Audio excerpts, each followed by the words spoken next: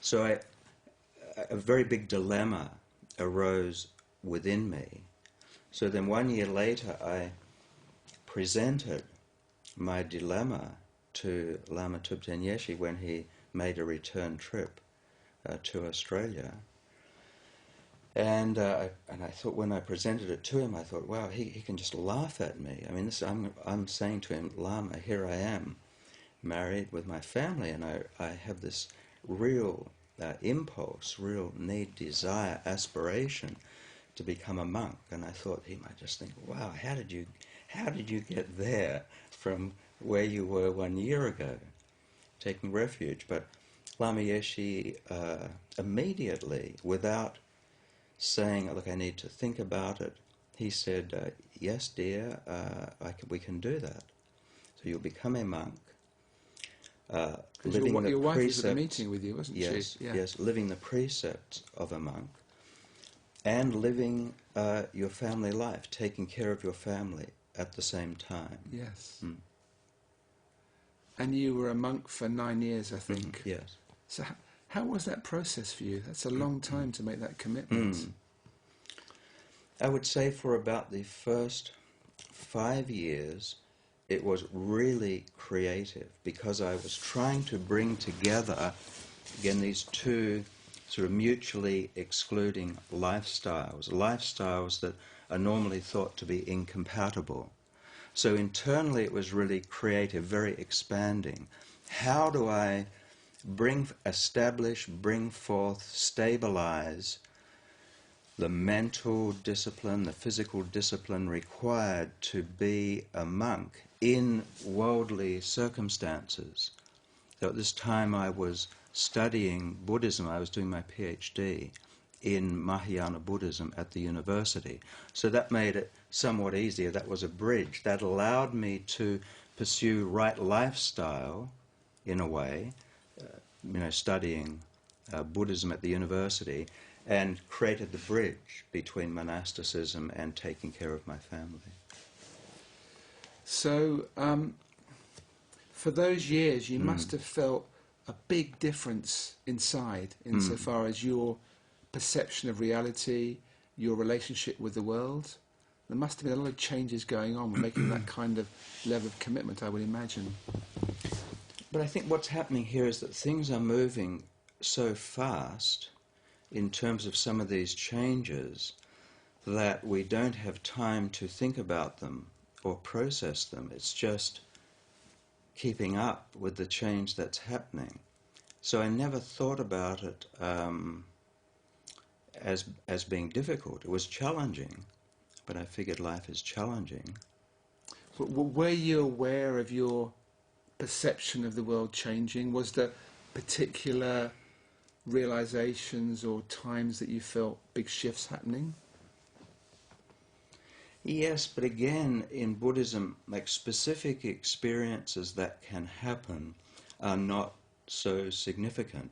So, yes, there would be experiences of some awakening, or say in studying the traditions I was studying and meditating on emptiness and so on, there would be changes, insights that would arise, but within the larger framework of Buddhism, they're not significant. A particular experience that happens, because it's all happening within the larger project of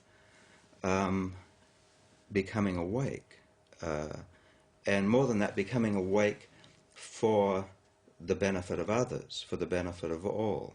So it's not just looking at what might be happening in me, but seeing that I'm just a player in a much larger project, in fact in a cosmic, a universal project. That's and a big realization itself, yeah. Yeah, no, I understand. And then you decided that you wanted to leave the monastic tradition and do something, I think, psychotherapy and healing. I think you would. Is that right? You studied after that? Well, I reached a point where I felt that being a monk had served me really, really well. And I think it served me really well for about 6 years, but then, in a way, I got caught in the discipline. I feel I was overdoing it. And I was feeling a lot of creative energy to create, to explore, to produce something else that wasn't just a continuation of the tradition that I was involved in. So in a way, what was happening within me loosened monasticism, so it reached a point where I handed back my robes because I felt it's just no longer serving me. And that's the point at which I then engaged in a lot of exploration of Western psychotherapeutic modalities and integrated those. And I think that's one of the things that really interests you these days, isn't it? The way that the Eastern traditions, Eastern teachings, if you like, they haven't really been adapted, but somehow they're more available and easier for Western people to understand and to integrate into their lives. For sure. I mean, if you look at what the situation was, say, 30, 35 years ago, 1974, when Tibetan Buddhism first came to Australia, and the situation now, it's hugely different. It was difficult in those days to access high-quality teachings. People were often sort of pretty marginal and on the periphery and not well socialized in order to make that initial connection. Now, it's just so easy. A lot of adaptation has occurred. Buddhism has been integrated and normalized into our culture.